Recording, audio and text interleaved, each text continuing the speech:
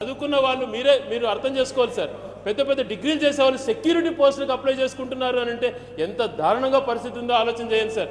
కనీసం మనం మేనిఫెస్టోలో పెట్టాం, ప్రతి సంవత్సరం డిఎస్సి నడుపుతాము, ఉద్యోగాలు ఖాళీలన్నీ భర్తీ చేస్తాము, బ్రహ్మాండమైనటువంటి సర్వీస్ కమిషన్లలో అన్నీ కూడా ప్రతి సంవత్సరం నడిపిస్తాము అని చెప్పి మేనిఫెస్టోలో పెట్టారు సార్.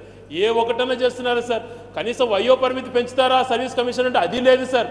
ఆ సర్వీస్ కమిషన్ నుంచి ఏదైనా జాబులు పిలుస్తారా అంటే అటువంటి ఆలోచన లేదంటారు సార్. ఏ రకంగా బతకాలి సార్ చదువుకున్న వాళ్ళు? కానిస్టేబుల్స్ సార్ రిక్రూట్మెంట్ జరగట్లేదు, ఏ ఒక్క పరిస్థితి ఏ ఒక్క ఉద్యోగం వచ్చేటువంటి పరిస్థితి ఇవ్వట్లేదు సార్.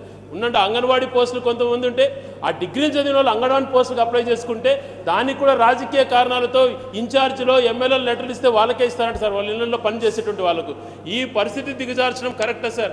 ఇది సమంజసం కాదు సార్. అటువంటి పథకమే లేదని చెప్పి మంత్రి గారు అన్నప్పుడు చాలా బాధగా ఉంది సార్. కనీసం మనం ఏం చెప్పాం సార్ మేనిఫెస్టోలో?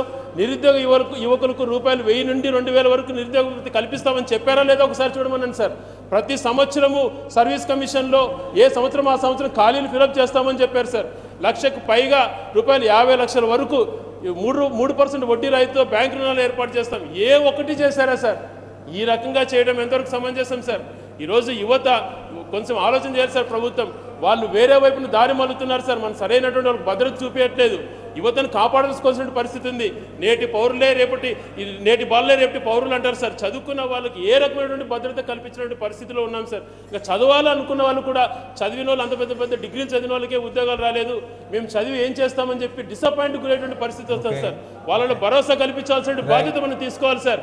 ఖచ్చితంగా ఈ ప్రభుత్వం సార్ వాళ్ళు మాట ఇచ్చారు కాబట్టి దీనిపైన గట్టిగా వాళ్ళు ఆలోచన చేసి ఆ నిరుద్యోగ వృత్తి ఏదైతే ఉందో అది ఇచ్చే విధంగా వెంటనే నెక్స్ట్ ఈ ఫైనాన్షియల్ ఇయర్లోనే పెట్టి వాళ్ళకి అందరికీ మంచి జరిగే విధంగా ఈ ప్రభుత్వం ఖచ్చితంగా వివరించాలని చెప్పి కూడా గట్టిగా కోరుతున్నాం సార్.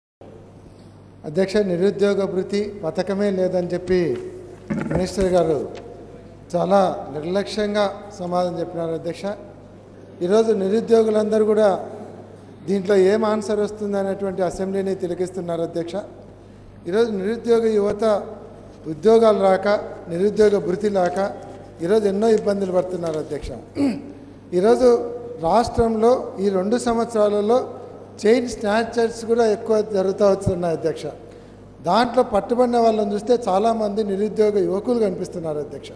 అంటే ఈ ప్రభుత్వం వచ్చిన తర్వాత అటు ఉద్యోగాలు ఇవ్వకుండా ఇటు నిరుద్యోగ భృతి ఇవ్వకుండా నిరుద్యోగ యువతను దొంగలుగా తయారు చేసే కార్యక్రమాన్ని ఈ ప్రభుత్వం చేస్తుందనే దాంట్లో సిగ్గుపడాల్సినటువంటి విషయం ఉంది అధ్యక్ష. ఈరోజు ప్రభుత్వంలోనే 1,42,000 ఉద్యోగాలు ఖాళీ ఉన్నాయని ఈరోజు గవర్నమెంటే లెక్కలు చెప్తుంది అధ్యక్ష. ఈ 2 సంవత్సరాలలో ప్రభుత్వ ఉద్యోగాలు పూర్తి చేయలేదు. ఇంతవరకు ప్రైవేట్ ఇండస్ట్రీస్ కూడా ఎక్కడ ఎంప్లాయ్మెంట్ చేసినటువంటి పరిస్థితి లేదు అధ్యక్ష. అటు ఉద్యోగాలు ఇవ్వక వాళ్ళు మేనిఫెస్టోలో పెట్టడమే కాకుండా ముఖ్యమంత్రి గారు ప్రతి మీటింగ్లో చెప్పినారు అధ్యక్ష, నిరుద్యోగ యువతకంతా నిరుద్యోగ భృతి ఇస్తాము ఉద్యోగం ఇవ్వలేకుంటే అని. ఈరోజు ఎంత సులభంగా చెప్తారు అధ్యక్ష, ఆ పథకమే లేదని చెప్తారు. రేపు పొద్దున ఇదే మాట పోయి పబ్లిక్ మీటింగ్లలో చెప్తే యువత వెంటబడి కొట్టేటువంటి పరిస్థితి ఉంటుందనేది ప్రభుత్వ పెద్దలు గుర్తించాల్సినటువంటి అవసరం ఉంది అధ్యక్ష. కాబట్టి నిరుద్యోగ భృతి పథకమే లేదనడం మాత్రం ఇది చాలా దుర్మార్గం. ఖచ్చితంగా నిరుద్యోగులందరికీ మేనిఫెస్టోలో పెట్టిన ప్రకారంగా ఉద్యోగం రాని యువతకు అందరికీ నిరుద్యోగ భృతి ఖచ్చితంగా ఇవ్వాలి. ఇవ్వకుంటే ప్రభుత్వం తీవ్రమైనటువంటి పరిణామాలు ఎదుర్కోవాల్సి వస్తుంది. మేము ప్రతిపక్ష పార్టీగా ఈ విషయాన్ని అంత సులభంగా వదిలిపెట్టమనేటువంటి విషయాన్ని ప్రభుత్వం దృష్టికి తీసుకొని వస్తున్నాం అధ్యక్ష. రాష్ట్రంలో నిరుద్యోగులు 1000 కళ్ళతో ఎదురు చూశారు అధ్యక్ష. ఎందుకంటే తెలుగుదేశం పార్టీ మేనిఫెస్టోలో అధికారంలో రాకముందు ఇంటికో ఉద్యోగం ఇస్తామని, ఉద్యోగం ఇవ్వకపోతే నిరుద్యోగ భృతి ఇస్తామని చెప్పి హామీలు ఇచ్చినందుకు వాళ్ళ తల్లిదండ్రులు ఎంతో 1000 కళ్ళతో ఎదురు చూశారు అధ్యక్ష. తెలుగుదేశం పార్టీ అధికారంలోకి వస్తుంది, మా పిల్లలకు ఉద్యోగాలు వస్తాయని చెప్పి. కానీ ఉండే ఉద్యోగాలు పీకేస్తున్నారు అధ్యక్ష. రాజకీయ కక్షలతో రాజకీయాల్లో ఎవరికైనా సంబంధం ఉంటే వాళ్ళ ఇళ్లలో ఉద్యోగాలు చేస్తే వాళ్ళకు పీకేసే పరిస్థితి వస్తుంది అధ్యక్ష. అదే కాకుండా దాదాపు రాష్ట్ర వ్యాప్తంగా 1.5 లక్ష మంది ఉద్యోగ ఖాళీలు ఉన్నాయని చెప్పి ప్రభుత్వం ప్రకటించింది అధ్యక్ష. కానీ ఇంతవరకు ఒక్క ఉద్యోగం కూడా ఫిలప్ చేయలేదు అధ్యక్ష.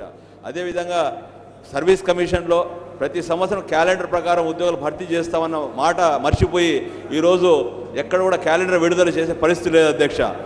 అదే కాకుండా అధ్యక్ష, రాష్ట్రంలో ఉండే పిల్లోళ్ళు ఉన్నత చదువులు చదివి కూడా ఈరోజు ఇతర రాష్ట్రాలకు ముఖ్యంగా మన ఆంధ్రం జిల్లాలో కేరళ, తమిళనాడు రాష్ట్రాలకు పోయి సెక్యూరిటీ గార్డులుగా కాల్ సెంటర్లో దాదాపు 12 గంటలు పనిచేసి ఆ 5,000 6,000 రూపాయలకు కనీసం తినడానికి కూడా సరిపోని పరిస్థితిలో ఉద్యోగం ఇంటికాడ ఖాళీలే ఉండకుండా పెద్దలకు బరువు లేకుండా వాళ్ళు ఇతర రాష్ట్రాలకు పోయి సెక్యూరిటీ గార్డుల కాల్ సెంటర్లో దాదాపు 12 గంటలు పనిచేస్తే కూడా 5-6 వేల రూపాయలు రాని పరిస్థితి ఉంది అధ్యక్ష. కాబట్టి రాష్ట్రంలో ఉండే నిరుద్యోగులందరూ కూడా ఎదురు చూస్తున్నాం. క్యాలెండర్ని సర్వీస్ కమిషన్ క్యాలెండర్ విడుదల చేయాలి. అదేవిధంగా నిరుద్యోగ భృతి ఇవ్వాలి. ఈ ఏదైతే 150,000 ఉద్యోగాలు ఏదైతే ఉంటాయో తక్షణం భర్తీ చేసి నిరుద్యోగులు ఉపాధి కల్పించాలని చెప్పి మేము ప్రభుత్వాన్ని డిమాండ్ చేస్తాను అధ్యక్ష.